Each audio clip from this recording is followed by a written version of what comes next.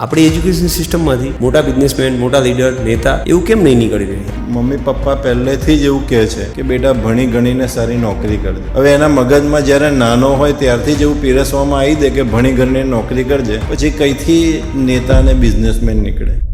આજની એજ્યુકેશન સિસ્ટમનો સૌથી મોટો પ્રોબ્લેમ શું છે? હું જ્યારે 11મા ધોરણમાં હતો અને જે સિલેબસ હતો, મારી છોકરી આવી 11માં એ જ સિલેબસ, એટલે 3 પેઢીથી સિલેબસ બદલાતો જ નથી. સ્કૂલ અને કોલેજ અત્યારે માર્કેટિંગ બહુ કરે છે. ક્યારેક તો એવું લાગે એજ્યુકેશન કરતાં તો માર્કેટિંગ વધારે કરે. પેરેન્ટ્સને તો હું એવી સલાહ આપું છું કે કોઈ પણ શિક્ષક ઉપર સંપૂર્ણ ટ્રસ્ટ નહીં રાખવાનો. આજે છોકરો કોમર્સ કરતો હોય તો એને બધા દાખલા ગણ્યા કરે, પેજ બગાડ્યા કરે, પણ માર્કેટમાં ડિમાન્ડ શેની છે કે એકાઉન્ટ કેવી રીતે લખવાનું, રિટર્ન કેવી રીતે ભરવાનું, નોટિસનો રિપ્લાય કેવી રીતે આપવાનો. હવે આ બધું તો એ લોકો શીખવાડતા નથી. 90% ઉપરવાળા બધા નોકરી જ કરતા, અને એ ક્યાં નોકરી કરે તો કે જેના 50-60% આવ્યા હોય ને એની ત્યાં નોકરી. પણ છતાં બી લોકોને નોકરી જ કેમ પહેલાં દેખાય છે? પહેલો યુગ હતો ઓફલાઈન, બીજો યુગ હતો ઓનલાઈનનો, અને ત્રીજો યુગ ચાલી રહ્યો છે રેકોર્ડિંગ. એમ્પ્લોયરને ડાયરેક્ટર એ જ જોતો છે કે આની પાસે બીજી મલ્ટિપલ સ્કિલ કઈ છે, તો હું એક એમ્પ્લોયીને કાઢી અને એની પાસે 2 જણનું કામ કરે. એટલે વ્યક્તિની પાસે એક સ્કિલ હોય તો એનો હું આગ્રહ કરું છું તો 2 સ્કિલ કર, 2 સ્કિલ હોય તો આગ્રહ કરું છું તું 3 સ્કિલ. સ્કૂલ અને કોલેજ કેવી હોવી જોઈએ? અત્યારે મને કોઈ 5 એવી સ્કિલ કહો કે દુનિયા ઊંધી થઈ જાય, પણ એ સ્કિલની તો જરૂર પડશે.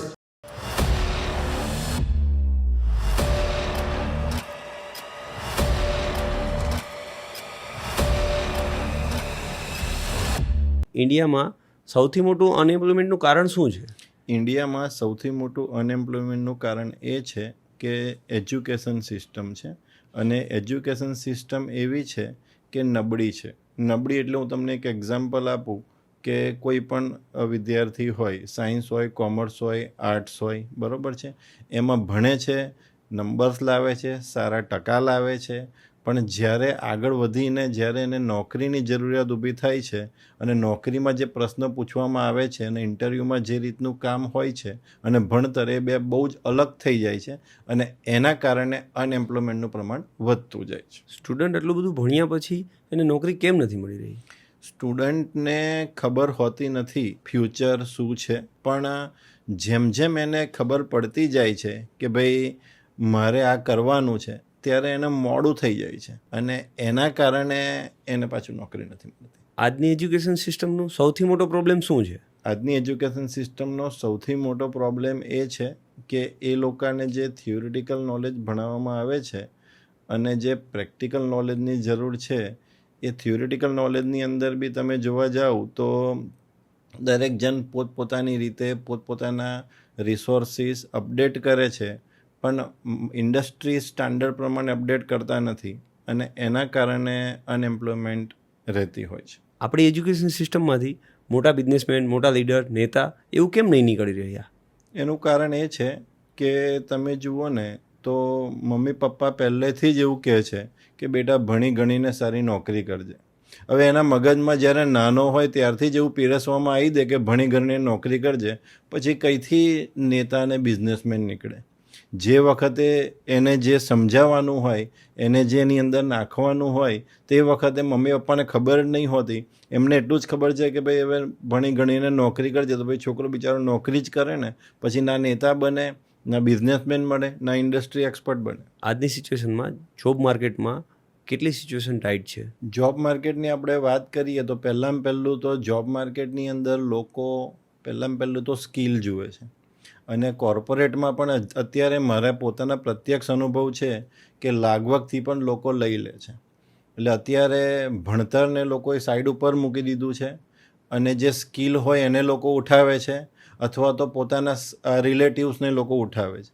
એટલે જે સામાન્ય વ્યક્તિ જે ભણે છે પણ જો એની પાસે સ્કિલ ઓછી હોય ને એની ઓળખાણ ના હોય તો એને જોબમાં બહુ જ ટફ પડે. આજની સિચ્યુએશનમાં તમને શું લાગે, સ્ટુડન્ટ જોબ માટે રેડી છે?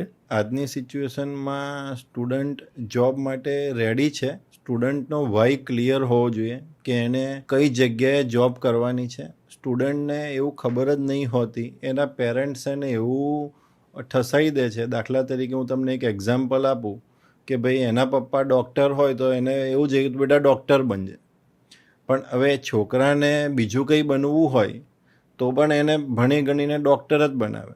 તો આના કારણે આ એક ઇસ્યુ છે. અને બીજી વસ્તુ કહીએ કે છોકરાઓનું પણ વાય ક્લિયર નહીં હોતો કે એને ક્યાં જોબ કરવાની છે. એટલે એ જે મળે એને એક્સેપ્ટ કરી નાખે છે. એને બી બીક લાગે છે કે ભાઈ હવે મને જોબ નહીં મળે, એના કરતાં હું આને સ્વીકારી લઉં, એવું થાય છે. તમને શું લાગે આજની એજ્યુકેશન સિસ્ટમ એક બિઝનેસ બની ગઈ છે, ભારતનું ફ્યુચર આગળ જતાં કેવું રહેશે? એજ્યુકેશન સિસ્ટમ બિઝનેસ બની છે એનું કારણ એટલું જ છે કે લોકોને હવે છે ને કમિશન જોઈએ છે. હું તમને એક એક્ઝામ્પલ આપું કે 10મા ધોરણમાં કોઈ વિદ્યાર્થી ભણતો હોય, સર એને બહુ જ ડિટેલમાં ભણાવે. બહુ ડિટેલમાં ભણાવ્યા પછી જ્યારે 10મામાં એના ટકા આવે ને, એક વિદ્યાર્થીના 90% આવ્યા, એક વિદ્યાર્થીના 50% આવ્યા.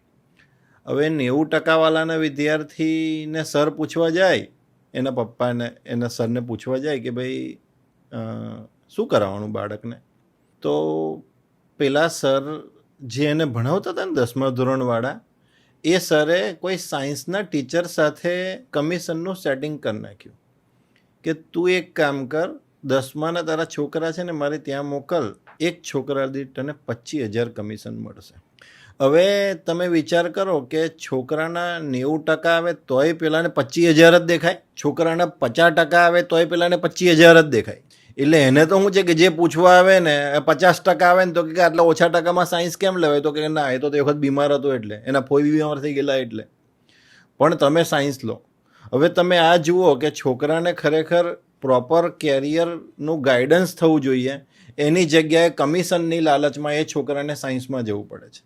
બલકે એની અંદરની આવડત એવી હોય કે એ કોમર્સ કરવાનો હોય, એની અંદરની આવડત એવી હોય કે ફાઇન આર્ટ્સ કરવાનો હોય, પણ એક કમિશનના કારણે, એ બિઝનેસના કારણે છોકરાનું ભવિષ્ય બદલાઈ ગયું. પછી વધારે ટકાવાળો તો કદાચ પાસ થઈ જાય, પણ ઓછા ટકાવાળાનું શું? એટલે મારી એવી રિક્વેસ્ટ છે પેરેન્ટ્સને કે તમે કોઈની સલાહ લો તો એની સાથે બીજા 2 જણની સલાહ લઈ લેજો અને એનો પ્રોપર જવાબ આવે પછી એ નિર્ણય લેજો. કોઈ એક વ્યક્તિ ઉપર નહીં લેવાનું, કારણ કે મને પ્રત્યક્ષ અનુભવ છે કે આ કમિશનના ચક્કરમાં છોકરાઓનું ભવિષ્ય બહુ બગડી રહ્યું છે. તો આજની પરિસ્થિતિમાં પેરેન્ટ્સે શું કરવું જોઈએ? પેરેન્ટ્સને તો હું એવી સલાહ આપું છું કે કોઈ પણ શિક્ષક ઉપર સંપૂર્ણ ટ્રસ્ટ નહીં રાખવાનો, એમને એકવાર પૂછવાનું, પછી તમારે બીજા 2 જણનો પણ ઓપિનિયન લેવાનો, અને બધી બાજુથી એક જ જવાબ આવે તો પછી એવું લાગે કે ભાઈ આ વ્યક્તિ સાચો છે અને તમારા બાળકનું કેરિયર પણ એની અંદર સમાયેલું છે, તો પછી પેરેન્ટ્સ એ બાળકને ત્યાં મોકલી શકે છે. પણ એક જ વ્યક્તિના નિર્ણય ઉપરથી જો તમે કોઈકને મોકલી દો તો એમાં બાળકનું કેરિયર બગડે અને કમિશનનો ધંધો બહુ મોટા પ્રમાણમાં ચાલે. મોટાભાગની ભૂલ ક્યાં થતી હોય છે? મોટાભાગની ભૂલ એવી થતી હોય છે કે પેરેન્ટ્સનું એજ્યુકેશન ઓછું હોય છે, અને બીજી વસ્તુ એવી થતી હોય છે કે પેરેન્ટ્સ બિઝી હોય છે એના ધંધામાં, એના વ્યવસાયમાં. એટલે સ્ટુડન્ટને એવું જ કહે છે કે સર કે તે ફાઇનલ. એટલે એ લોકો વર્ષે 6 મહિને એકવાર મળવા જાય, એટલે એના કારણે એ લોકો બિઝી શિડ્યુલના કારણે એ લોકો બાળકને ટાઈમ આપી શકતા નથી, અને પછી ટાઈમ નહીં આપવાના કારણે બાળકનો નિર્ણય ખોટો લેવાય છે. સ્કૂલ અને કોલેજ અત્યારે માર્કેટિંગ બહુ કરે છે, ક્યારેક તો એવું લાગે એજ્યુકેશન કરતાં તો માર્કેટિંગ વધારે કરે છે. એનું કારણ એટલું જ છે, અત્યારની પબ્લિકને કે કોઈ પણ વ્યક્તિને જો દિખતા હૈ વો બિકતા હૈ. એ લોકોને એવું ખબર છે કે માર્કેટિંગ કરીશું તો જ આપણું સર્વાઈવ થશે, અને એના કારણે લોકો અલગ અલગ પ્રકારનું માર્કેટિંગ કરે છે. રીલ બનાવે સોશિયલ મીડિયામાં, ઇન્ફ્રાસ્ટ્રક્ચર બતાવે પોતાનું. આવું કરીને એવું સાબિત કરવા માંગે છે કે અમે બેસ્ટ છે. નો ડાઉટ અંદરથી લોકો બેસ્ટ છે, બેસ્ટ નહીં, એની જવાબદારી આપણી છે, પણ એ લોકો એવું પ્રૂવ કરવા માંગે છે કે અમે બેસ્ટ છે અને તમે અહીંયા આગળ આવો, અમારી ત્યાં આગળ એડમિશન લો અને તમારું ફ્યુચરને સિક્યોર કરો. તો આ બધી માર્કેટિંગ્સમાં આપણે શું ધ્યાનમાં લેવું જોઈએ? પેરેન્ટ્સે માર્કેટિંગમાં અંજાઈ નહીં જવાનું. પહેલાં એ જોવાનું, ભૂતકાળના જે લોકો ભણી ગયા છે એમના રેફરન્સ જોવાના, અને એ લોકો ઇન્ડસ્ટ્રી રેડી કોર્સ કરાવે છે કે નહીં એ પણ જોવાનું. નહીં કે માર્કેટિંગ કે રીલ જોઈને સીધા તમે બેસી ગયા. તમારે પાસ્ટ રેકોર્ડ ચેક કરવાનો કે ભાઈ તમારે ત્યાંથી કેટલા છોકરાને ક્યાં જોબ લાગી છે. પેરેન્ટ્સે એ પણ જોવાનું. એવું માર્કેટિંગમાં બતાવ્યું છે, જૂના લોકોના રેકોર્ડ બતાવ્યા છે. બીજું, એ લોકોએ જે માર્કેટિંગમાં એવું પણ બતાવ્યું છે કે અમારો આ કોર્સ કરશે પછી ઇન્ડસ્ટ્રી રેડી થઈ જશે અને જલ્દી જોબ મળશે. એવા ઇન્ફોર્મેટિવ માર્કેટિંગ વસ્તુ હોય તો તમને ત્યાં આગળ જોબ એને સિલેક્શન કરવું પડે. તો આ બધા માર્કેટિંગ ખર્ચા, ફેસિલિટીના ખર્ચા, એના લીધે એજ્યુકેશનની ફી બહુ વધી ગઈ છે. સાચી એના વિશે તમારું શું કહેવું છે? માર્કેટિંગના ખર્ચા વધ્યા એ પ્રમાણે પેરેન્ટ્સની આવક પણ વધી છે. એટલે આપણે ખાલી એ જોવાનું છે કે આપણા બાળકને આપણે 4 જગ્યાએ જઈ અને બેટર શું મળે છે એ જ જોવાનું છે. માર્કેટિંગ અત્યારે બધા કરે, માર્કેટિંગ વગર ધંધો અશક્ય છે. એકલા વર્ડ ઓફ માઉથથી તમારું ખાલી સર્વાઈવ થાય. લક્ઝરિયસ લાઈફ જીવી હોય તો માર્કેટિંગ જ કરવું પડે. દરેક જણ માર્કેટિંગ કરતા જ હોય છે. પણ માર્કેટિંગમાં આપણે ખાલી એઝ એ પેરેન્ટ્સ તરીકે એ બાબતનું ધ્યાન રાખવું જોઈએ કે આપણે આપણી આવકના પ્રમાણમાં મારે મારા બાળકને ક્યાં મૂકવાનું છે. હું એક એક્ઝામ્પલ આપું કે દાખલા તરીકે મારી આવક ફોર એક્ઝામ્પલ 15,000 રૂપિયા છે કે 20,000 રૂપિયા છે મહિને કે 25,000 રૂપિયા છે. તો પછી મારે એવા ખ્વાબ નહીં જોવાના કે મારા બાળકને હું 1.5 લાખ કે 2 લાખ વાળી સ્કૂલમાં મોકલું. 50,000 વાળી પણ સ્કૂલ માર્કેટમાં અવેલેબલ છે. તો વ્યક્તિના પ્રમાણમાં, એની આવકના પ્રમાણમાં, એને જે પ્રમાણમાં એનું બજેટ પોસાય એ રીતે એને એડમિશન લેવું જોઈએ. તો સર, કોઈ માણસની ઇન્કમ 25,000 રૂપિયા પર મંથ છે તો શું એને કોઈ સારી સ્કૂલમાં એના બાળકોને નહીં મૂકવાના કે એને ભાવ ભણાવવાના જ નહીં? એવું નથી હોતું. જો એને ભણવું જ હોય તો આપણી પાસે ઘણા બધા રિસોર્સિસ છે. એ વ્યક્તિ પાર્ટ ટાઈમ જોબ કરીને પણ ભણાવી શકે છે. બીજો રસ્તો એ થાય કે એ એવું સર્ચ મારે કે ભાઈ ક્યાં આગળ સ્કોલરશિપ મળે છે. દાખલા તરીકે મહાવીર ફાઉન્ડેશન છે, એવી આપણા નજીકના વિસ્તારમાં 4-5 સ્કોલરશિપ અવેલેબલ છે. જો છોકરો કે છોકરી હોશિયાર હોય તો એ સ્કોલરશિપ માટે અપ્લાય કરે. એવી કેટલી ઓર્ગેનાઇઝેશન છે કે બાળકોના ખર્ચા ઉઠાવે છે. પણ આપણે એ બાબતનું સર્ચ મારવી પડે કે ભાઈ છોકરો આગળ ભણે એવો છે તો હું ભણાવીશ, હું રાત્રે મહેનત વધારે કરીશ, મારા વાઈફ પાર્ટ ટાઈમ વધારે કામ કરશે, પણ મારો છોકરો ભણશે અને મારું નામ ઉજ્જવળ કરશે. તો સર, તમે વાત કરી કે એક્સ્ટ્રા કામ કરો, એક્સ્ટ્રા જોબ કરો, એક્સ્ટ્રા વર્કિંગ અવર્સ વધારી દો, પણ તોય પૂરું ના થતું હોય અને તોય ખર્ચામાં પહોંચી ના વળતા હોય, તો સમજો આ તો આ છે. કોઈને ફોરેન જવું હોય તો શું કરવું? એ સમયે તમારે બીજી એક વસ્તુ કરી શકાય છે કે તમે એજ્યુકેશન લોન લઈ શકો છો.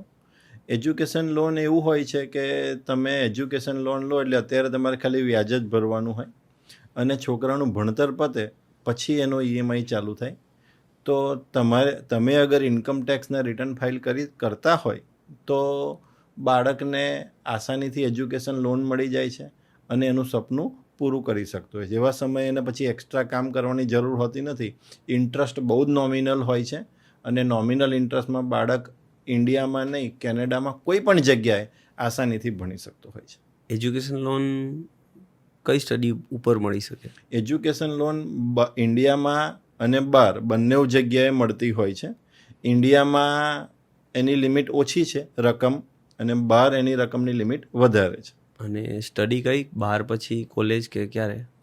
કોલેજ હોય, યુનિવર્સિટી હોય, બધી જગ્યાએ. એકવાર વિદ્યાર્થી બહાર જાય છે એટલે એને એજ્યુકેશન લોન મળતી હોય છે. પણ એજ્યુકેશન લોન માટે ક્રાઇટેરિયા એવો હોય છે કે મમ્મી પપ્પાના ઇન્કમ ટેક્સના રિટર્ન ભરેલા હોવા જોઈએ.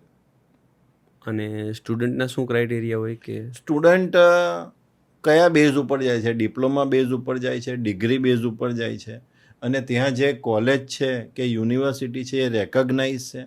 અત્યારે મલેશિયા છે કે સિંગાપુર છે, એવું મેં બહુ વાર માર્ક કર્યું છે કે લોકો 2 રૂમ રસોડામાં પણ કોલેજ બનાવી દેતા હોય છે. એટલે આપણને ફોટા એવી રીતે બતાવે કે લોકોને એવું લાગે કે ભાઈ ઓહો બહુ જબરજસ્ત કોલેજ છે, પણ ત્યાં જાઓ તો 2 BHKના 8 રૂમ જ હોય ખાલી. તો એવું પણ આપણે ધ્યાન રાખવું પડે. તો કોલેજમાં શું આ પ્લેસમેન્ટ થાય છે કે ખાલી એક પબ્લિસિટી સ્ટન્ટ જ હોય છે? કોલેજની વાત કરું ને તો કોલેજમાં પાછલા વર્ષોના પણ ચાલુ વર્ષોના પણ એગ્રીગેટ નંબર બતાવવામાં આવે છે અને થોડુંક વિન્ડો ડ્રેસિંગ કરવામાં આવે છે. વિન્ડો ડ્રેસિંગ એટલે હોય એના કરતાં વધારે બતાવવું, સિક્રેટ રિઝર્વ એટલે હોય વધારે હોય એના કરતાં ઓછું બતાવવું. પણ આપણે આપણા જે નજીકના લોકો છે એનો રેફરન્સ લઈ ત્યાં આગળ એ લોકોનો કોઈ ડેમો લેક્ચર હોય તો એ ડેમો લેક્ચર એટેન્ડ કરી અને આપણે નિર્ણય લેવાનો. પણ જો આપણે એ લોકોના પિક્ચરમાં અંજાઈ ગયા કે ભાઈ ઓહો અમને તો 300 પ્લેસમેન્ટ મળી ગઈ છે, પણ 300 પ્લેસમેન્ટ કેટલા વર્ષમાં? 20 વર્ષમાં 300 પ્લેસમેન્ટ હોય તો ફરી તો એક વર્ષની તો 15-20 જ થાય ને. તો એ યોગ્ય ના કહેવાય. અગર તમે 500,000 લોકોને લેતા હોય અને પછી 20 જણને નોકરી આપો તો રેશિયો જોવા જાઓ તો ગણીને 2-5% થઈ ગયો. તો હવે પછી આપણું બાળક 2-5% આવશે કે પછી 80-85% આવે? બરાબર ને? એવું છે. આપણી એજ્યુકેશન સિસ્ટમમાં કાબિલ લોકો કરતાં ડિગ્રીવાળા લોકો વધારે બનાવે છે, એમાં તમારું શું કહેવું છે? એમાં મારા મત મુજબ એવું છે કે કોલેજના જે પ્રોફેસર છે અને યુનિવર્સિટીના જે પ્રોફેસર છે એ લોકો એજ્યુકેટેડ છે, એ લોકો પ્રેક્ટિકલ નહીં. અને એજ્યુકેટેડ હોવાના કારણે એ લોકો ડિગ્રી હોલ્ડર જ બહાર પાડે છે, સ્કિલ ઓરિએન્ટેડ બહાર નહીં પાડતા. હું તમને એક એક્ઝામ્પલ આપું તો થોડો ખ્યાલ આવશે. તો આજે છોકરો કોમર્સ કરતો હોય તો FY, SY, TY BComમાં હોય, MCom પ્રીવિયસમાં હોય, MCom ફાઇનલમાં હોય, તો એને બધા દાખલા ગણ્યા કરે, પેજ બગાડ્યા કરે. પણ માર્કેટમાં ડિમાન્ડ શેની છે કે એકાઉન્ટ કેવી રીતે લખવાનું, રિટર્ન કેવી રીતે ભરવાનું, નોટિસનો રિપ્લાય કેવી રીતે આપવાનો. હવે આ બધું તો એ લોકો શીખવાડતા નથી. કોલેજવાળા કોઈ સિમ્યુલેશન સોફ્ટવેરનો ઉપયોગ નહીં કરતા, બલકે છોકરાઓને જરૂર છે સિમ્યુલેશન સોફ્ટવેર. સિમ્યુલેશન સોફ્ટવેરની હું વાત કરું તો કે GST ભણવું હોય તો GST જેવું પોર્ટલ કોલેજવાળાએ બનાવવું પડે. ઇન્કમ ટેક્સ ભણવું હોય તો એના જેવું પોર્ટલ બનાવવું પડે. હવે આ બધી ગેપના કારણે પેલા જે વ્યક્તિ ભણાવવાવાળા જે વ્યક્તિ છે એ ભણાવવાવાળા વ્યક્તિ એજ્યુકેટેડ હોવાના કારણે એમને એકાઉન્ટ કેવી રીતે લખવાનું અને એમને રિટર્ન કેવી રીતે ફાઇલ કરવાના એમને એનો અનુભવ નથી. એના કારણે છોકરાઓને એવું જ કહેશે કે આ IMP છે, પેલું IMP છે, આમ કરો તેમ કરો. અને એના કારણે સ્કિલ પ્રોપર શીખવાડી શકતા નથી અને એના કારણે ડિગ્રીવાળા છોકરાઓ બહાર વધારે પડે છે. તો તમારા અનુભવથી સ્કૂલ અને કોલેજ કેવી હોવી જોઈએ? મારા અનુભવ મુજબ સ્કૂલ અને કોલેજની વાત કરીએ તો સ્કૂલ અને કોલેજનું એન્વાયરમેન્ટ એવું હોવું જોઈએ કે જે શિક્ષક ભણાવે છે એ ડેવલપમેન્ટનો વિચાર કરતો હોવો જોઈએ. કોલેજના જે પ્રોફેસર ભણાવે છે એ લોકો પ્રેક્ટિકલ કોઈ જગ્યાએ રિયલ પ્રોજેક્ટ ઉપર કામ કરતા હોવા જોઈએ. ટૂંકમાં હું 1-2 વાક્યમાં કહું તો તમે શાળામાં જે બાળકોને ભણાવો છો અને કોલેજમાં જે બાળકોને ભણાવો છો તો એ બાળકો જેની સાથે ભણી રહ્યા છે એ લોકો રિયલ પ્રોજેક્ટ ઉપર કામ કરતા હોય તો એ વસ્તુ બહુ સારી છે. અને ત્યાં તમે તમારા બાળકોને મૂકો, એવી સ્કૂલમાં તમે તમારા બાળકોને મૂકો અને એવી કોલેજમાં તમે તમારા બાળકોને મૂકો કે જેનાથી એનો રિયલ ગ્રોથ થાય. બીજી વાત કરું તો પ્રોફેસર હોય કે સ્કૂલના શિક્ષક હોય એને તમે છૂટછાટ આપો. છૂટછાટ કેવી આપો કે જેટલું બેસ્ટ થાય એટલું તું બેસ્ટ કર. અત્યારે કેવું છે, અત્યારની સ્કૂલમાં ને કોલેજમાં ઓર્ડર આપવામાં આવે છે. ઓર્ડર આપવામાં આવે છે એના કારણે પહેલાંનો જે અંદરથી જે ભણાવવાનો ઉત્સાહ છે ને બધો દબાઈ જાય છે અને એ વસ્તુ ના હોવી જોઈએ. તમે તમારા બાળકોને સ્કૂલમાં કે કોલેજમાં એવી જગ્યાએ મૂકો કે જ્યાં ભણાવવાવાળો વ્યક્તિ રિયલ પ્રોજેક્ટ ઉપર પણ કામ કરતો હોય અને લાગણીથી ભણાવતો હોય. તો કોઈ એવું એક્ઝામ્પલ આપી શકો તમે અત્યારે? હા છે. એવી ઘણી બધી સ્કૂલ છે અને એવી ઘણી બધી કોલેજ છે કે ત્યાં આગળ ત્યાંના જે પ્રોફેસર છે એ લોકો ફ્રીલાન્સર તરીકે રિયલ પ્રોજેક્ટ ઉપર કામ કરે છે, પાયથોન ઉપર કામ કરે છે. સવારે એ લોકો પાયથોન શીખવાડે અને સાંજે પાયથોન ઉપર કામ કરે. એ કોલેજમાં જો તમે આપો તો એ પેલો સ્કિલ શીખવાડી શકે. સ્કિલ વિથ એજ્યુકેશન બે કોમ્બો થઈ જાય અને કોમ્બો થાય એટલે છોકરાને પણ ભણવાની મજા આવે. એકલું એજ્યુકેશન હોય તો છોકરો બોર થઈ જાય. જ્યારે શિક્ષક પણ કામ કરતો હોય અને છોકરો પ્રશ્ન પૂછે તો એને ગઈકાલનું કામ યાદ આવે અને એ પ્રમાણે જવાબ આપે કે ઓકે આવું થાય તો આવું થઈ શકે છે. એ રીતે કોઈ કંપની નોકરી આપે ત્યારે તે શું જોવે છે, સ્કિલ કે ડિગ્રી? જ્યારે એમ્પ્લોયર કે HR ચેક કરે તો પહેલું તો એક એની ડિગ્રી જોવે. ડિગ્રી જો ના હોય તો એની મેચ્યોરિટી ના મેળ પડે. એટલે ડિગ્રી તો જરૂરી છે, પણ ડિગ્રી સાથે વધુમાં એની પાસે કઈ સ્કિલ છે એ સ્કિલનું વધારે અગત્યનું છે. કારણ કે ડિગ્રીની વાત કરીએ તો અત્યારના જમાનામાં, અત્યારના કોઈ પણ સિટીમાં ડિગ્રી પૈસાથી લોકો ખરીદી શકે છે, સર્ટિફિકેટ પૈસાથી લોકો ખરીદી શકે છે, લોકો ડુપ્લિકેટ બનાવી શકે છે. પણ એ એમ્પ્લોયર એવું જુએ કે આ વ્યક્તિ મારે ત્યાં આગળ આવી અને શું કામ કરશે, બરાબર? તો મારી ત્યાં આગળ આવીને શું કામ કરશે એ વિષય છે સ્કિલનો, એ વિષય ડિગ્રીનો નથી. પણ જો એને રેપ્યુટેડ યુનિવર્સિટીમાં કર્યું હોય તો મિનિમમ એ જોઈએ. જો એ ડિગ્રી સંપૂર્ણ કાઢી નાખવામાં આવે તો એકલી સ્કિલનું પણ એટલું મહત્ત્વ નથી, કારણ કે છોકરાની મેચ્યોરિટી એટલી રહે નહીં. એટલે ડિગ્રીથી એની મેચ્યોરિટી નક્કી થાય અને સ્કિલથી એનું પરફોર્મન્સ નક્કી થાય. એટલે 70% ભાર એમ્પ્લોયર સ્કિલને આપે છે અને 30% ભાર એમ્પ્લોયર ડિગ્રીને આપે છે, મારા મત મુજબ. તો તમે જેમ કીધું એમ કે સ્કિલ તો જરૂરી જ છે, બરાબર. પણ કોઈ માણસને એજ્યુકેશન અધૂરેથી જ છોડવું પડ્યું તો એને શું કરવું જોઈએ? જો હું તમને એવું કહું કે ભાઈ હવે એણે ક્યાંથી એજ્યુકેશન છોડ્યું છે એ અગત્યનું છે. ફોર એક્ઝામ્પલ, એને 10મા ધોરણ પછી એજ્યુકેશન છોડ્યું હોય તો અત્યારે રીલનો ટ્રેન્ડ છે. બીજો જીમ ટ્રેનર એ બની શકે છે. ત્રીજો એ પોતાનું સોશિયલ મીડિયાનું કામ કરી શકે છે. ચોથો એ અત્યારે તો તમે જોવા જાઓ તો લોકો ઝોમેટોનું પણ કામ કરે છે. મારો કહેવાનો મતલબ શું છે કે એને જ્યારે ભણવાનું છોડ્યું છે તો એને સાથે એક વસ્તુ લેવી છે તો એનું એજ્યુકેશન ખાલી જોવું પડે. આપણે 12માની વાત કરીએ તો 12મા પછી અગર એ કોમર્સ ફિલ્ડમાં જઈ રહ્યો છે તો સીએને ત્યાં આગળ 6 મહિના સીએને આપણે એવું કહીએ, એ છોકરો એવું કહે કે ભાઈ 6 મહિના હું મફત તમારી ત્યાં કામ કરીશ, તમારું બધું જ કામ કરી આપીશ. તો સીએ થોડું એને કામ સોંપતો પણ જાય, એની 6 મહિનાની અંદર એની અંદર સ્કિલનું પણ ડેવલપમેન્ટ થઈ જાય અને એ વિદ્યાર્થી પૈસા કમાતો પણ થઈ જાય, ભલે એજ્યુકેશન નથી, બરાબર છે, પણ એને એવું ના લાગે કે ભાઈ મારું કશું નથી. પછી આપણે બીકોમવાળા વ્યક્તિ હોય તો એ એમકોમમાં કોઈ સીએને ત્યાં આગળ અથવા તો ઇન્ડસ્ટ્રીમાં ઇન્ટર્નશીપ કરે છે. બીજી વાત કરીએ આપણે 10, 12 કે ગ્રેજ્યુએશન કોઈ પણ હોય, એને જ્યારે છોડે છે તો એને પોતાને પેશન શું છે. અગર એને કોમ્પ્યુટર ફિલ્ડમાં જવું છે, એઆઈ કરવું છે, ડેટા એનાલિસ્ટ કરવું છે, કારણ કે કોમ્પ્યુટર ફિલ્ડ એક એવી વસ્તુ છે કે જેમાં એજ્યુકેશન અગત્યનું નથી, એનો વિષય ગમતો હોય એ અગત્યનું છે. અને સ્કિલની વેલ્યુ, તમે સ્કિલનું ડ્યુરેશન જોવા જાઓ ને તો ઓલવેઝ ઓછો હોય. હું તમને એક એક્ઝામ્પલ આપું કે તમારે કાર શીખવી હોય તો તમે એટલીસ્ટ 15 દિવસમાં શીખી જાઓ.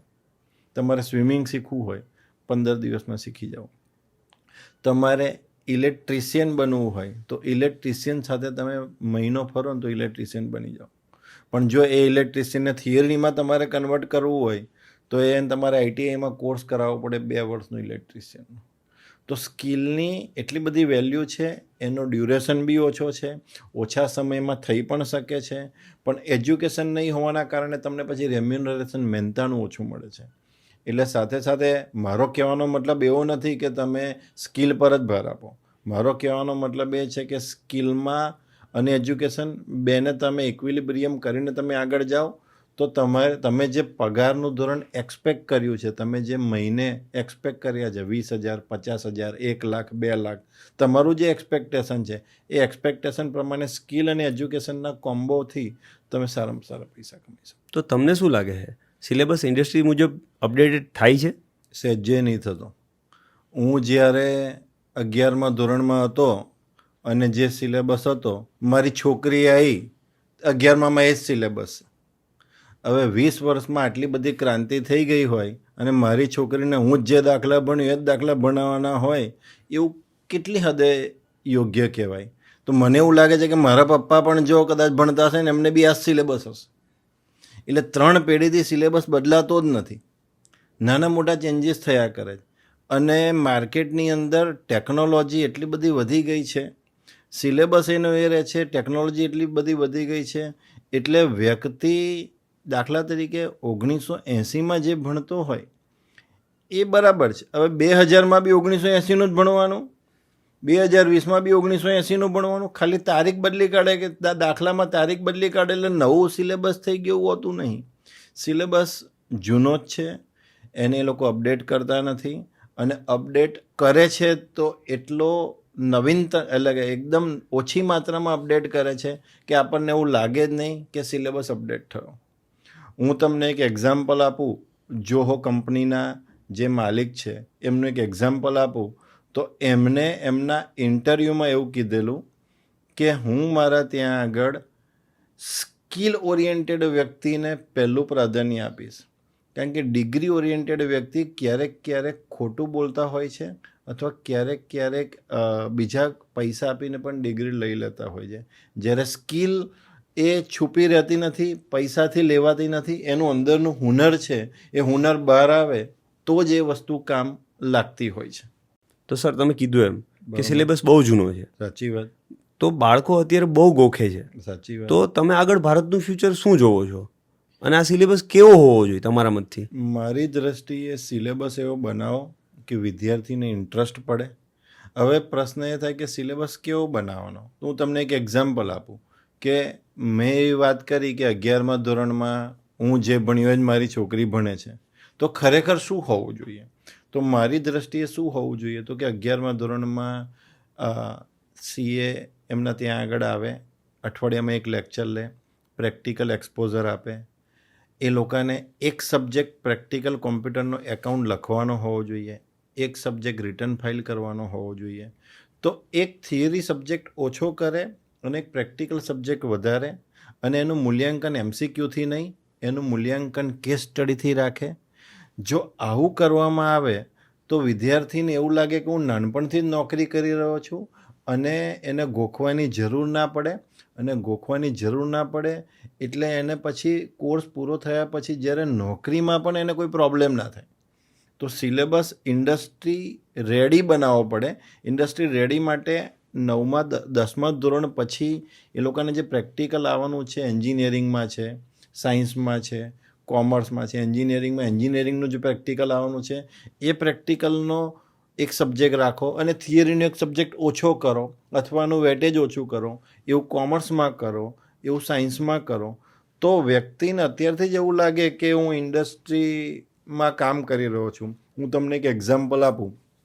હમણાં અમારા એક મિત્ર છે ડૉક્ટર કમલભાઈ છાબરા, એમણે એવી GCC સ્કૂલ ચાલુ કરી છે કે જેમાં ગુડગાંવમાં DLF સિટીમાં જ ખાલી માત્ર BComનો છોકરો ગુડગાંવમાં DLF સિટીમાં બિગ 4 કંપનીમાં ભણે અને બિગ 4 કંપનીમાં જ એને જોબ પર લઈ લે. આઈડિયા આવ્યો તમને? એનું કન્ડિશનલ લેટર આપે, કન્ડિશનલ ઓફર લેટર આપે, સ્ટાર્ટિંગ પેકેજ 10 લાખ રૂપિયા. આવી જરૂર છે આપણને. તો એ લોકોએ જે બિગ 4 કંપનીએ સિલેબસ બનાવ્યો છે એવો સિલેબસ જો 11મા 12મામાં આગળ કોલેજમાં આવી જાય તો આવું પ્રાઇવેટ લોકો આટલું બધું બનાવી ના શકે. તો તમને શું લાગે, કોઈ પણ વિષય થિયરીથી શીખી શકાય?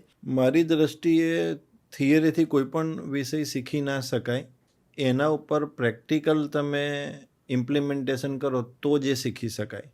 હું તમને એવું કહું કે ભાઈ સ્વિમિંગની એક બુક લઈ આપું કે આ સ્વિમિંગની બુક છે, બરાબર, આવી રીતે આમ તરજે, તો આપણને તરતા નહીં આવડવાનું. આઈડિયા? એના માટે મારે સ્વિમિંગ પુલમાં પડવું જ પડશે. હું તમને કારની એક બુક લઈ આપું કે ભાઈ આવી રીતે કાર ચલાવજે એટલે તને આવડી જશે, ના, એના માટે મારે કાર ઉપર બેસવું જ પડશે. આઈડિયા આવે છે? એટલે મારી દ્રષ્ટિએ થિયોરિટિકલથી વ્યક્તિ ગોખીને પાસ થઈ જશે અને એક ડિગ્રીનું એક પેપર મળશે અથવા તો પ્રમાણપત્ર મળશે, પણ એને અંદરથી કોઈ સંતોષ મળવાનો નથી. અંદરથી સંતોષ મળવા માટે એને એ જગ્યાએ બેસવું પડશે, એને એ જગ્યાએ કામ કરવું પડશે. સર તમે કીધું એમ કે ડિગ્રી મહત્ત્વની છે, સ્કિલ મહત્ત્વની છે, ચલો આ બે આપણે શીખી લીધું, પણ જીવન જીવવાનું ક્યાં શીખવાડવામાં આવશે? ડિગ્રી અને સ્કિલ બે શીખી લીધી હોય અને જીવન જીવતા શીખવું હોય તો તમારે નાનપણથી જ તમારા બાળકોને કોઈ પણ એક સ્પિરિચ્યુઅલ એક્ટિવિટીમાં મૂકવા પડે. પ્લસ તમારા ઘરમાં ફેમિલી એટમોસ્ફિયર ખૂબ સરસ હોવું જોઈએ. પ્લસ તમે તમારા મમ્મી પપ્પા કઈ રીતે સ્ટ્રગલમાંથી કામ કરે છે એ પણ તમારે જોવું જોઈએ. ટૂંકમાં તમારું ફાઉન્ડેશન એટલું સ્ટ્રોંગ હોવું જોઈએ કે કાલ ઉઠીને કોઈ તમને કંઈક કહી જાય છે તો તમે નાસીપાસ ના થાવ. અત્યારના છોકરાઓને તો કોઈ સહેજ કંઈ બોલી દે છે તો ખોટું લાગી જાય છે. ખોટું લાગી જાય તો જોબ છોડી દે છે. પણ એને એટલું ખબર નહીં કે જોબ છોડ્યા પછી બીજી વાર મળવી બહુ અઘરી છે. આજે ફાઇનાન્શિયલી સાઉન્ડ છોકરા હોય, દાખલા તરીકે એક ફેમિલી છે, એ ફાઇનાન્શિયલી સાઉન્ડ છે, એના પપ્પા મહિને 5 લાખ કમાય છે, બરાબર. એના છોકરાને 40,000 50,000ની નોકરી લાગી, પણ એને એના પપ્પા પાણી માંગતા દૂધ આપી દે છે. એટલે કમ્ફર્ટ લાઈફમાં જીવ્યો છે. કમ્ફર્ટ લાઈફમાં જીવ્યો છે, એને સંસ્કાર થોડાક ઓછા મળ્યા. સ્કિલ છે, એજ્યુકેશન છે, બધું છે. જોબ પર જાય છે, એના બોસ સહેજ ખખડાવે છે, ખોટું લાગી જાય છે, જોબ છોડીને આવી જાય છે. એના પપ્પાને એવું ખબર છે કે જોબ છોડાય ના, તે વખતે એને એની ભૂલ સ્વીકાર કરવી પડે અને આગળ એનો પ્રત્યુત્તર આપવો પડે. એટલે ફિલિંગ્સ બધી ઓછી થઈ ગઈ છે અને વાતે વાતે ખોટું લાગી જાય છે અને એવું લાગતું જ નથી કે ભાઈ એને બીજી ઝડપીથી જોબ મળશે. એટલે આ બધી વસ્તુ છે ને જીવનમાં બહુ નૈતિક મૂલ્યો શીખવે છે કે સ્કિલ અને ડિગ્રી સાથે સંસ્કાર પણ જરૂરી છે, સાથે ઘરનું ફેમિલીનું એન્વાયરમેન્ટ પણ બહુ જરૂરી છે. તો સર આ બધી વસ્તુ સમજીએ આપણે, બરાબર. પણ છતાં બી લોકોને નોકરી જ કેમ પહેલાં દેખાય છે? ક્યારે કોઈને એવું કેમ નથી કે હું આ બિઝનેસ કરું કે કોઈ હું લીડર બનું કે કંઈ આ કરું? એનો મેઇન ઉદ્દેશ એ છે કે જ્યારે છોકરો ભણતો હોય છે ને તો માતા પિતા એને એવું કહેતા હોય છે કે બેટા સારું ભણજે અને સારી નોકરી કરજે.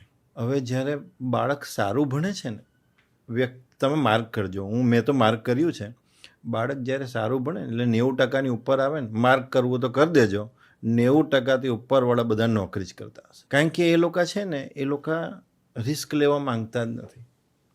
એટલે અને એ ક્યાં નોકરી કરે તો કે જેના 50-60% આવ્યા હોય ને એની ત્યાં નોકરી કરે. આઈડિયા આવે તમને? એટલે મારો ખાલી કહેવાનો મતલબ એ છે કે ભણવાનું સાથે ગણવાનું પણ જરૂરી છે.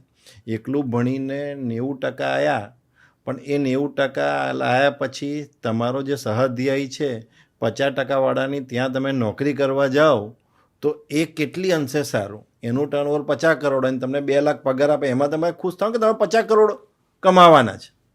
આઈડિયા આવે છે? તો એના માટે તમારે સ્ટાર્ટઅપ ઇન્ડિયાનું જ્ઞાન આપવું પડે. સરકારની સ્ટાર્ટઅપ સ્કીમો ચાલે છે, સ્ટાર્ટઅપ ઇન્ડિયામાં તમારે જ્ઞાન આપવું પડે. લીડરશિપ ડેવલપ કરવી પડે. આ બધું કરો અને છોકરાઓને નાનપણમાં જ છોકરાઓના માઇન્ડમાં એવું નહીં નાખવાનું કે ભણી ગણીને નોકરી કરજે. નોકરી તો છેલ્લો રસ્તો છે. ધંધો કરવો બહુ સારો, કારણ કે ધંધામાં સર્વાંગી વિકાસ થાય, કન્વિન્સિંગ પાવર આવે. ખોટું લાગે તો તમે એને કન્વિન્સ કરો, તમારો બિઝનેસ તમે ડેવલપ કરો. નોકરીમાં તો શું છે કે તમને જે કામ આપે કરીને તમે આપી દીધું, તમે છૂટા થઈ ગયા. એવું નથી કરવાનું આપણે. એટલે આપણે વાલીને એવું કહેવાનું છે કે તમારું બાળક જ્યારે ભણતું હોય ત્યારે તમારે એના સ્ટાર્ટઅપ ઇન્ડિયા વિશે પણ માહિતી આપવાની કે સરકારની સ્ટાર્ટઅપની સ્કીમ ચાલે છે, સરકારની ઇન્ટર્નશીપની સ્કીમ ચાલે છે, બરાબર. અને સ્ટાર્ટઅપ ઇન્ડિયામાં તું ભાગ લે, બરાબર. તો તારો સર્વાંગી વિકાસ થશે ને તો તું લીડર બનીશ, તો તું બિઝનેસમેન બનીશ.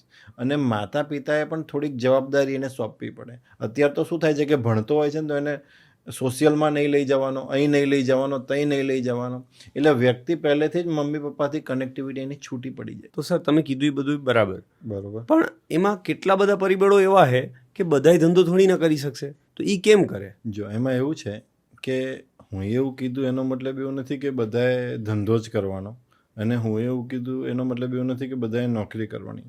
દરેકના એક પેરામીટર્સ હોય. એ પેરામીટર્સ એના ફાઇનાન્શિયલ પોઝિશન, એની રિસ્ક લેવાની ક્ષમતા, આ બધો રોલ ભજવે છે. અગર તમારી પાસે એ બધી વસ્તુ ના હોય અને તમારે ધંધો કરવો હોય તો 2-5 વર્ષ તમારે નોકરી કરવી પડે, સ્ટેબિલિટી, થોડું ફાઇનાન્સ ભેગું કરવું પડે, અને પછી તમે ધંધાનો વિચારી શકો છો. અને બધા જ પરિબળ તમારા પોઝિટિવ છે, તમારી પાસે પૈસા પણ છે, તમારી પાસે સ્કિલ પણ છે, તમારી પાસે નોલેજ પણ છે, બધી જ વસ્તુ પરફેક્ટ છે, તો એવા લોકોને એવું કહું છું કે તો પછી તમે નોકરી ના કરતા, તો પછી તમે ધંધો કરો. આઈડિયા આવે છે? એટલે હું એવું કહું કે ધંધો એટલે બધાએ ધંધો કરવાનો નથી, અને હું એવું કહું નોકરી એટલે બધાએ નોકરી કરવાની નથી. પણ જે નોકરી કરવાવાળો વર્ગ છે એવું વિચારે કે ધંધો કરવો છે, પણ એની પાસે અગર કશી વસ્તુ નથી, રિસોર્સિસ નથી, પૈસા નથી, થોડીક સ્કિલ ઓછી પડે છે, ઇન્ફ્રાસ્ટ્રક્ચર નથી, તો એને પહેલાં એચીવ કરવા માટે તો નોકરી કરવી જ પડશે. અને એ એચીવ થયા પછી એનું ડ્રીમ બિઝનેસમેનનું છે તો પછી એચીવ કરે, એવું નથી કે ભાઈ પહેલેથી જ એચીવ કરવાનું. અને વાઇસે વર્ષા આપણે વાત કરીએ તો વાઇસે વર્ષામાં પણ જે લોકો પ્રોપર રેડી છે, એ ઇન્ફ્રાસ્ટ્રક્ચર, પૈસા બધું જ રેડી છે, તો એ ધંધો કરી શકે. પછી એ નોકરી કરે તો પાછું ઇન્વર્સ રિલેશન થઈ જશે. એટલે મારો ખાલી કહેવાનો મતલબ એ છે કે વ્યક્તિની જે કેપેબિલિટી છે એ કેપેબિલિટી પ્રમાણે નોકરી કે વ્યવસાય કરે તો એને આગળ જીવનમાં તકલીફ ના પડે. આજના કોમ્પિટિશનના ટાઈમમાં સ્કિલનું શું મહત્ત્વ અને કઈ કઈ સ્કિલ? આજના કોમ્પિટિશનના ટાઈમમાં વેપારી અથવા તો એમ્પ્લોયર અથવા તો ડાયરેક્ટર એવું જ જોતો હોય છે કે એક વ્યક્તિ બે વ્યક્તિનું કામ કેવી રીતે કરે. એટલે એક વ્યક્તિ બે વ્યક્તિનું કામ ક્યારે કરે? જ્યારે એને પ્રોપર સ્કિલ આવડતી હોય. બરાબર? હવે સ્કિલની આપણે વાત કરીએ તો નાની નાની સ્કિલની વાત કરો તમે શરૂઆતમાં, તો કે શરૂઆતમાં તમે ખાલી સિમ્પલ કોમ્પ્યુટર બેઝિક શીખો એટલે ઓફિસ આસિસ્ટન્ટની તમને સારી જોબ મળે. પછી ધીરે ધીરે ધીરે ધીરે ધીરે તમે આગળ એડવાન્સ એક્સેલ શીખો તો એ 4 કલાકનું કામ 10-15 મિનિટમાં કરી આપે. એ તમને કોર્પોરેટમાં કામ લાગે. પેલું કામ તમારો પગાર ઓછો હોય, 10-12-15 હજાર હોય. હવે તમે કોર્પોરેટમાં જાઓ, એડવાન્સ એક્સેલ જે સબ્જેક્ટ છે કોર્પોરેટમાં બહુ કામ લાગે. હવે એ કોર્પોરેટમાં તમે કામ લાગ્યો, એ 2 કલાકનું કામ તમને 15 મિનિટમાં કરી આપે. હું અત્યારે બધી કંપનીમાં કોર્પોરેટ ટ્રેનિંગ લેવા જાઉં છું, તો હું એક દિવસના 25-25 હજાર, 40-40 હજાર ચાર્જ કરું છું. પણ એ આપે છે કારણ કે એમના 15-20 જણનું ઇમ્પ્રુવમેન્ટ થાય છે, સ્કિલ ઇમ્પ્રુવમેન્ટ થાય છે. ત્રીજી વાત કરીએ કે એની આગળની સ્કિલની વાત કરીએ આપણે તો આર્ટિફિશિયલ ઇન્ટેલિજન્સની વાત કરીએ તો અત્યારે સિમ્પલમાં તો ચેટ જીપીટી છે, જેમિની છે, એવા બધા નોર્મલ ટૂલ્સ ચાલે છે. પણ પેડ ટૂલ્સ અગર તમે વાપરો, એમાં તમે એક ટૂલ જે હું તમને કહું, તમે ચેક કરજો, N8N આવડતું હોય ને તમને, N8N, તો એ સંપૂર્ણ બિઝનેસને ઓટોમેશન કરી આપે. શું? N8N એક એવું ટૂલ છે, એ સંપૂર્ણ બિઝનેસને ઓટોમેશન કરી આપે. અને એમાં તમારે 3 થી 4 વ્યક્તિનું કામ એ એકલો વ્યક્તિ કરે છે. આજે તમે 1 લાખ એટલે 25-25 હજારવાળા 4 વ્યક્તિ રાખો, એના કરતાં 80% કોસ્ટમાં લગભગ 15-20 હજારમાં એ 1 લાખનું કામ એ કરે અને પેલો 8-8 કલાક કામ કરે, જરા 24 કલાક તમારું કામ કરી દે. એટલે સ્કિલની વાત કરીએ આપણે તો નાના લેવલમાં નાની સ્કિલ ઉપયોગી છે, એની ઉપર એડવાન્સ એક્સેલ આવે, એની ઉપર તમારે આર્ટિફિશિયલ ઇન્ટેલિજન્સી આવે. એટલે એમ્પ્લોયરને ડાયરેક્ટર એ જ જોતો છે કે આની પાસે બીજી મલ્ટિપલ સ્કિલ કઈ છે, તો હું એક એમ્પ્લોયીને કાઢી અને એની પાસે 2 જણનું કામ કરાવી દઉં. એટલે વ્યક્તિની પાસે એક સ્કિલ હોય તો એનો હું આગ્રહ કરું છું તો 2 સ્કિલ કર, 2 સ્કિલ હોય તો આગ્રહ કરું છું તું 3 સ્કિલ કર. જેમ તમે કીધું એ મુજબ બરોબર. કે એઆઈની સ્કિલ જરૂરી છે. બરોબર. એઆઈ સિવાયની કઈ કઈ સ્કિલ છે જે જરૂરી છે આપણે? જો એઆઈ સિવાયની સ્કિલ હું તમને કહું તો કે ભાઈ સ્પોકન ઇંગ્લિશ, તમારું ઇંગ્લિશ કોમ્યુનિકેશન સારું હોવું જોઈએ, પર્સનાલિટી તમારી બોડી લેંગ્વેજ જોરદાર હોવી જોઈએ. બરાબર? તમે કોઈને હેન્ડશેક કરો તો તમારો કોન્ફિડન્સ દેખાવો જોઈએ. બરાબર છે? તમે કોઈની સાથે કોમ્યુનિકેશન કરો, તમારે માર્કેટિંગમાં ગયા હોય તો તમારે એને કન્વિન્સિંગ પાવર તમારી પાસે હોવો જોઈએ. એકલું એઆઈ કશું કામ નહીં કરતું. બરાબર? આ બધી વસ્તુ પણ એની સાથે સાથે કામ કરે છે. જો આ બધી વસ્તુ નહીં આવડે ને એકલું એ તમે કેટલા પ્રોમ્પ્ટ એન્જિનિયરિંગ, કેટલા પ્રોમ્પ્ટ નાખશો? એટલે એ જરૂરી છે, પણ એની સાથે આ બધી વસ્તુ પણ જરૂરી છે. તો તમારું સર્વાંગી ચાર બાજુનો તમારો વિકાસ દેખાય કે ભાઈ ઓકે. હવે હું તમને એક વાત કરું કે આ તમને કઈ રીતે કામ લાગે છે, તો એક એક્ઝામ્પલ આપું. વ્યક્તિ 2 રીતે, એક લાચારીથી વાત કરે આપણે મારે દાખલા તરીકે પાણીપુરીવાળાનું ઇન્કમ ટેક્સનું રિટર્ન ફાઇલ કરવું છે, તો હું એને લાચારીથી વાત કરું કે લો આ મારું કાર્ડ લો, કંઈ કામ હોય તો મને કહેજો, હું ઇન્કમ ટેક્સનું રિટર્ન ભરી આપું છું. એ અનએજ્યુકેટેડ વ્યક્તિ મારા ગયા પછી મારું કાર્ડ ફાડીને ફેંકી દેશે. પણ મારી પાસે થોડી ઘણી બોલવાની આવડત હોય, થોડી ઘણી સ્પીચ હોય, તો એને એવું કહું બીજી રીતે કે કમલાભાઈ અહીંયા આગળ લારી મૂકે છે, કેટલી બધી વધારે લારી લઈ જાય, દુકાન બનાવી છે કે નહીં? આ બીજા એરિયામાં મેં 4 પાણીપુરીવાળાને દુકાન બનાવતા, એટલે એને પોતાની દુકાન બનાવી અને અત્યારે સારામાં સારો ધંધો કરે છે, પોલીસ અહીં લારી ઉઠાવતા પણ નથી. તો પછી પેલું એવું કહેશે કે મારે દુકાન કરવી છે તો શું, તો રિટર્ન ફાઇલ કરો. તો ટૂંકમાં બંનેમાં તમારો વે ઓફ પ્રેઝન્ટેશન તો એક જ હતું. પહેલાંમાં કેવું હતું, લાચારી દેખાતી હતી, અને બીજાનામાં કેવું હતું કે એ તમને અપ્રોચ કરે, તો બીજી સ્કિલ એ તમને અપ્રોચ કરે, એ સ્કિલને તમે કન્વિન્સિંગ પાવર કહી શકો, એ સ્કિલને તમે માર્કેટિંગ કહી શકો, એ સ્કિલને તમે અપગ્રેડેડ સ્કિલ કહી શકો, કંઈ પણ કહી શકો છો. તમે આ બધી જે સ્કિલો કીધી, બરાબર, એ બધી સ્કિલ અત્યારના સમયમાં 2026માં કોઈ સ્કૂલ યા કોલેજમાં ડેવલપમેન્ટ થાય છે ખરા? મારી દ્રષ્ટિએ એટલું બધું ડેવલપમેન્ટ નહીં થતું. થાય છે 10, 15, 20% થાય છે, પણ એડમિશન લેવાનું હોય તો આપણને એવું લાગે કે સારું 100% ડેવલપમેન્ટ કરી નાખ્યું. પણ જ્યારે છોકરો આખું વરસ ભણે ત્યારે આપણને ખબર પડે કે શિક્ષકો બદલાય છે, જે પિક્ચર બતાવેલું હતું એ પિક્ચર પ્રમાણે કામ થતું નથી. એટલે હું એવું માનું છું કે આપણે 2-4 જણના નેચરલ, ન્યુટ્રલ રેફરન્સ લઈને સ્કૂલ અને કોલેજમાં એડમિશન લેવું જોઈએ, નહીં કે ભ્રામિક જાહેરાતોના બેઝ ઉપર આપણે એડમિશન લેવું જોઈએ. તો માની લ્યો કોઈ વ્યક્તિ પાસે ડિગ્રી નથી, તો એ હું સફળતા મેળવી શકે? 100% મેળવી શકે. એનું કારણ છે ડિગ્રી નહીં એટલે એનો મતલબ એવો નથી કે એનું જીવન ઝીરો થઈ ગયું.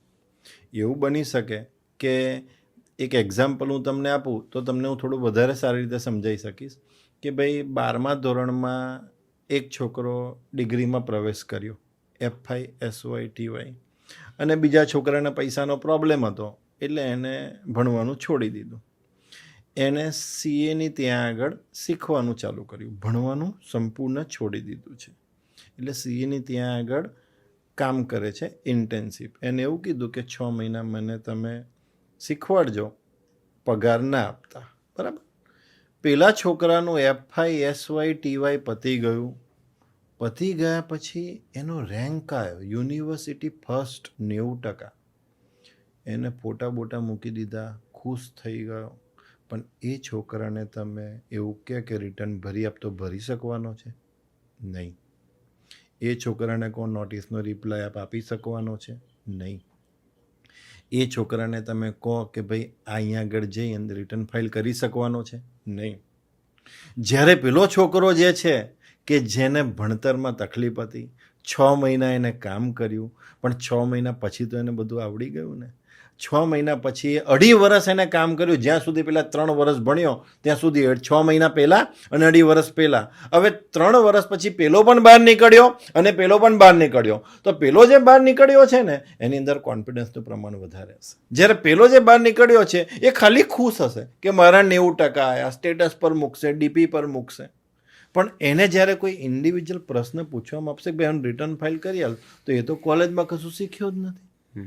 એટલે હું એવું કહેવા માગું છું કે આપે જે પ્રશ્ન કર્યો કે એકલા સ્કિલ ઉપર વ્યક્તિનો વિકાસ થઈ શકે છે, તો આ એનું બંધબેસતું ઉદાહરણ મેં તમને આપ્યું. તો સર તમે હમણાં ઘણી બધી સ્કિલ કીધી કે આ બધી સ્કિલ શીખવી જોઈએ. બરાબર. તો આ બધી સ્કિલ અત્યારે કેટલી બધી ઓનલાઈન, ઓફલાઈન બધી રીતે લોકો શીખતા હોય, તો આ બધી સ્કિલનું ફ્યુચર તમે શું જોવો છો? સ્કિલની વાત કરી તો પહેલાંના જમાનાની વાત કરીએ તો 2000થી લઈ અને 2020 સુધીમાં લોકો ઓફલાઈન ભણતા હતા. પછી 2020માં કોરોના આવ્યો. કોરોના આવ્યો પછી કોરોના એવું શીખવાડ્યું કે હવે તમે ઓનલાઈન કેવી રીતે ભણશો. એટલે 2025થી એક નવો ટ્રેન્ડ ચાલુ થયો, ઓનલાઈન. ઓનલાઈન જેવો ટ્રેન્ડ ચાલુ થયો એટલે કંપની માટે બેનિફિટ થઈ ગયો, કર્મચારી માટે બેનિફિટ થઈ ગયો, ક્લાસીસવાળા માટે બેનિફિટ થઈ ગયો. બેનિફિટ કઈ રીતે? આપણે કંપનીની વાત કરીએ તો હવે કોઈ એક TCS કંપનીનું એક્ઝામ્પલ લઈએ, બરાબર. તો TCS કંપનીમાં 200 જણ કામ કરતા હોય તેને મોટું બિલ્ડિંગ લેવું પડે. ત્યારબાદ ત્યાંના બધા AC ને બધું નાખવું પડે, એ બધું નાખવું પડે, બરાબર. હવે કોરોના આવ્યું, કોરોનાએ શીખવાડ્યું કે હવે તમે 1 વર્ષ વર્ક ફ્રોમ હોમ કર્યું એટલે કંપનીને ખબર પડી ગઈ કે ઓકે આ લોકો ઘરેથી પણ અમારું કામ કરે છે, તો અમારી ઇન્ફ્રાસ્ટ્રક્ચરની કોસ્ટ બચી જાય, AC ને લાઇટ બિલ બધું બચી જાય. એટલે ઓફલાઈન કરતાં ઓનલાઈનથી કંપનીને કોસ્ટ ઓછી થઈ ગઈ અને પ્રોફિટનું માર્જિન વધી ગયું. એજ્યુકેશન સ્કિલની વાત કરીએ હવે. 2020થી લોકો ઓનલાઈન ભણતા થઈ ગયા, એટલે એ લોકોની વાત કરીએ તો એ લોકોનો પેટ્રોલ બચી ગયું ને સમય બચી ગયો. જે વસ્તુ ઓફલાઈન આવીને કરતા હતા એ જ વસ્તુ હવે ઓનલાઈન કરતા થઈ ગયા. એટલે એ લોકોએ એ સમયમાં બીજું કામ લેવા લાગ્યું, એટલે ઓનલાઈન પણ બિઝી થઈ ગયા. એટલે લોકો હવે રેકોર્ડિંગ તરફ જવા માંડ્યા. એટલે પહેલો યુગ હતો ઓફલાઈનનો, બીજો યુગ હતો ઓનલાઈનનો અને ત્રીજો યુગ ચાલી રહ્યો છે રેકોર્ડિંગનો. ઓફલાઈનના બેનિફિટ શું છે કે તમે રૂબરૂ આવી અને કામ કરી શકો છો. ઓનલાઈનના બેનિફિટ શું છે કે જે કામ તમે કરી રહ્યા છો એ તમે તમારા ઘરેથી પણ કરી શકો છો. અને રેકોર્ડિંગ શું છે તો કે હવે તમે ડબલ કામ કરી શકો છો.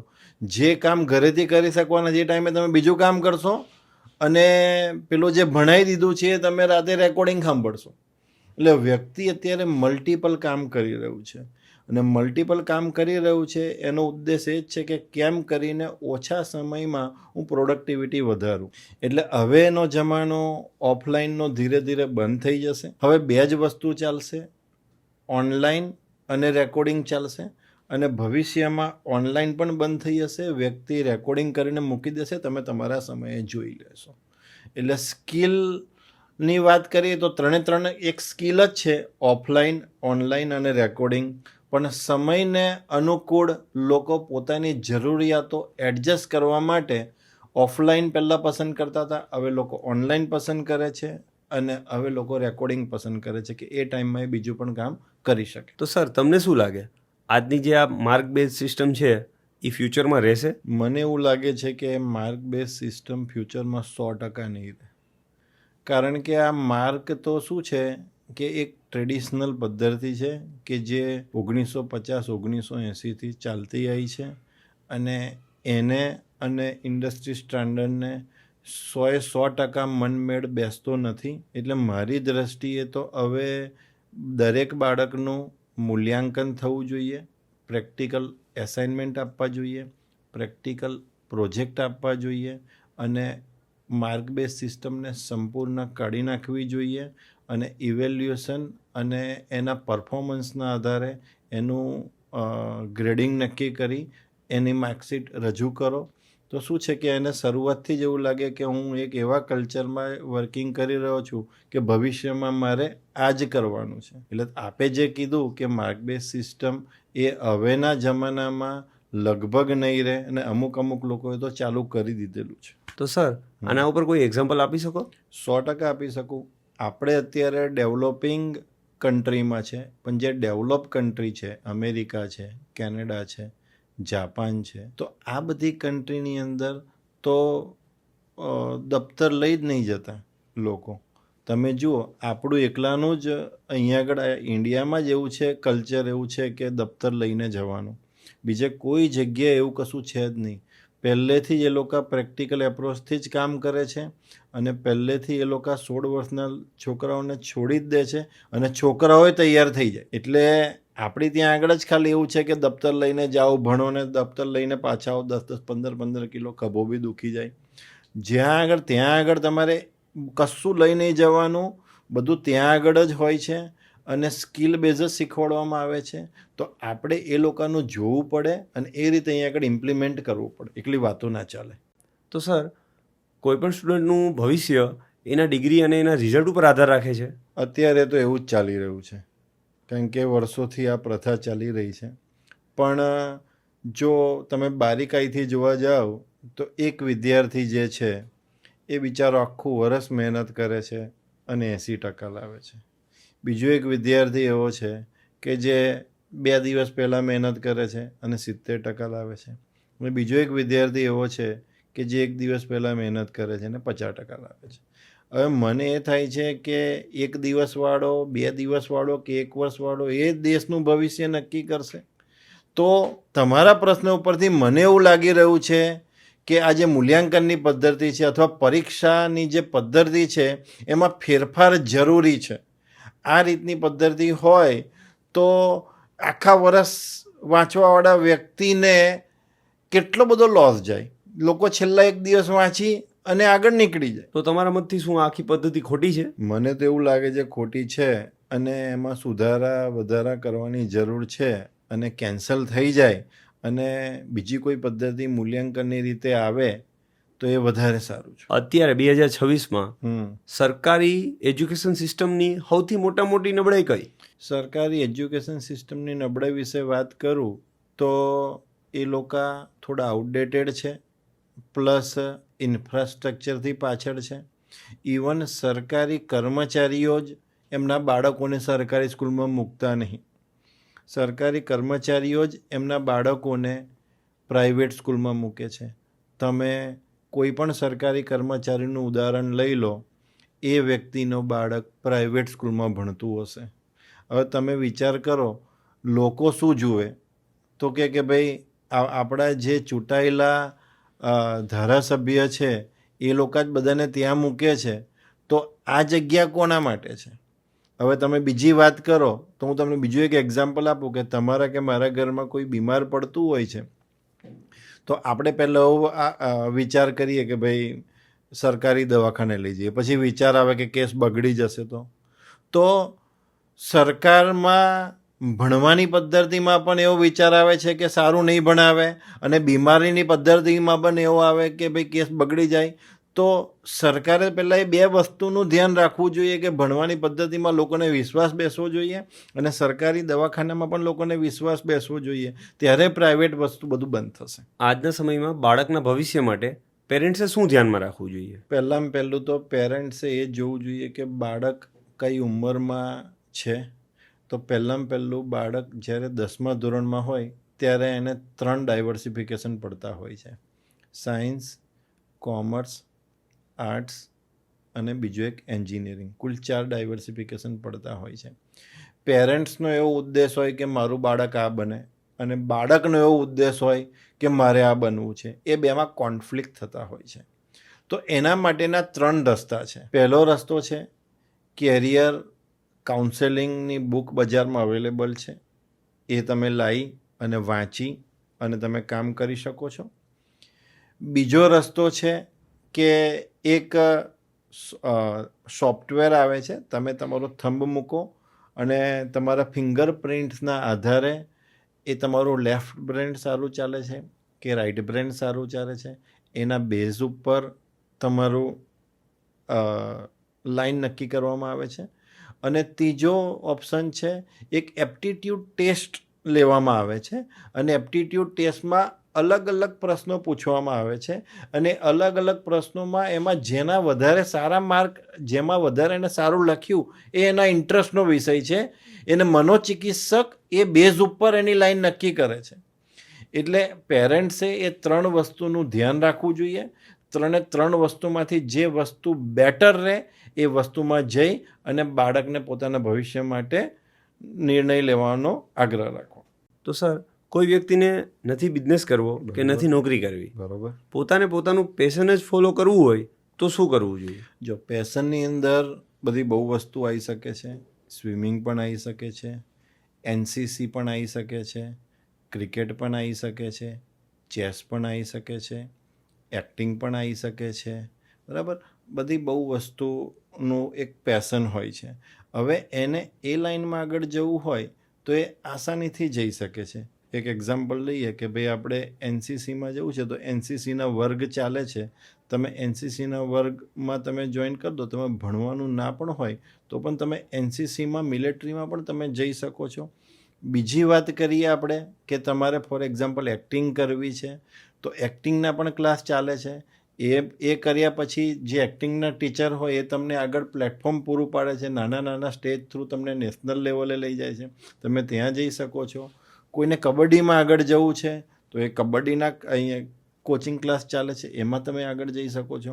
એટલે એને જો એનું પેશન્સ વાલું હોય ને એને ખબર હોય કે મને ગમે છે, એને પેશન્સની અંદર બિઝનેસ વર્ક કરવું હોય તો એ પેશન્સને ફોલો કરશે તો એ આગળ પણ વધશે અને એનું કેરિયર પણ એવું બનશે કે સ્કાય ઇઝ ધ લિમિટ. આપણે વાત કરીએ આના ઉપર જ વાત કરીએ. તમે અત્યારે સચિન તેંડુલકરનું જોઈ લો, મહેન્દ્રસિંહ ધોનીને જોઈ લો, લતા મંગેશકરને જોઈ લો. આ ત્રણેયની ડિગ્રી કોઈને ખબર નથી, બરાબર છે. પણ આ ત્રણેય એટલું બધું એમના ફિલ્ડમાં એટલું બધું કામ કર્યું અને આ કામ ક્યારે કરે? જ્યારે એમની અંદર પેશન હોય. ક્લિયર થાય છે? તો કેટલી બધી વાર તમે એક્સ્ટ્રીમ લેવલે તમારા પેશનને ફોલો કરો તો તમે પણ એક ભવિષ્યના નવા સચિન તેંડુલકર, મહેન્દ્રસિંહ ધોની, વિરાટ કોહલી, લતા મંગેશકર એવા એક સારા પેશન ફોલોઅર પણ બની શકો છો. તો સર આ બધી વાતને સાઈડમાં મૂકીએ, ભૂતકાળ ભવિષ્ય બધું ભૂલી જાય. અત્યારે મને કોઈ 5 એવી સ્કિલ કયો કે દુનિયા ઊંધી થઈ જાય, પણ એ સ્કિલની તો જરૂર પડશે જ. બહુ સારો ક્વેશ્ચન કર્યો. હું જે તમને હવે 5 સ્કિલ સમજાવવા જઈ રહ્યો છું, અગર તમે એ સ્કિલને ફોલો કરશો તો તમને ભવિષ્યમાં આવનારા 10, 15, 20 વર્ષ સુધી કોઈ પ્રોબ્લેમ થવાનું નથી. એમાં પહેલી સ્કિલની વાત કરું, અત્યારે જે ટ્રેન્ડિંગમાં છે એ સ્કિલ છે એઆઈની સ્કિલ. એઆઈની અંદર તમે 5 કલાકનું કામ પણ 10 મિનિટમાં કરી શકો છો. બીજી સ્કિલ છે આર્ટ. આર્ટ એટલે એન્ટિક તમારા ડ્રોઈંગ, બરાબર. અત્યારે અમારો એક મિત્ર છે સચિન કાલુસ્કર કરીને, એ એવા આર્ટ ડ્રોઈંગ કરે છે કે એ આર્ટના 50,000, લાખ, 2 લાખ, 5 લાખ, 20 લાખ, 25 લાખ, 50 લાખ, 1 કરોડ એવા મળે. આપણે ચિત્ર જોયું તો કે આના આટલા રૂપિયા, પણ એના શોખીનો અલગ હોય.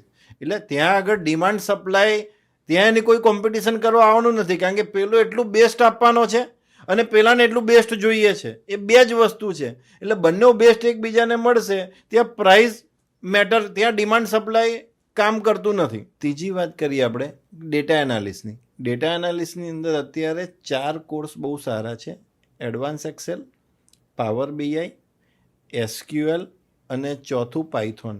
આ તમે કરી નાખ્યા તો ડેટા એનાલિસ્ટમાં તમારે ઇન્ડિયા, આઉટ ઓફ ઇન્ડિયા, કોઈ પણ જગ્યાએ સેમ વેલ્યુ રહેશે, કંઈ જ ફરક નહીં પડે. ચોથી સ્કિલની વાત કરીએ, અગર તમે ઇન્ટરનેશનલ કે ઇન્ડિયાનું એકાઉન્ટિંગ શીખવા માટે તમે રેડી છો અને તમે કોમર્સ બેકગ્રાઉન્ડના છો, તો હું તમને એક એવું કહું કે પહેલાં છે ને સિસ્ટમમાં બધા સોફ્ટવેર ઇન્સ્ટોલ થતા હતા. હવે બધું ક્લાઉડ બેઝ થઈ ગયું છે.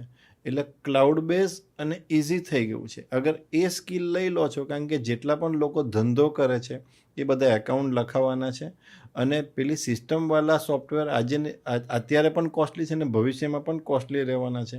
એટલે ક્લાઉડવાળું વર્ઝન આવી ગયું છે.